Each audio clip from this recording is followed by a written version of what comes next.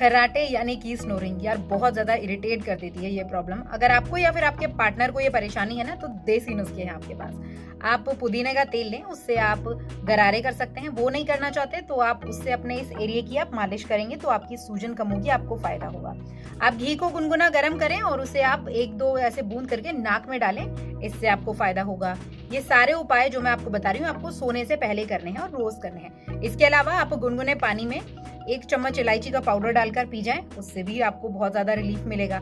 और जो सबसे ईज़ी है, आप गुनगुना पानी करें, इसमें बस आप 1 चम्मच शहद मिला के इसको पी जाएँ। इन सभी उपायों से आपको बहुत ज़्यादा फ़ायदा होगा।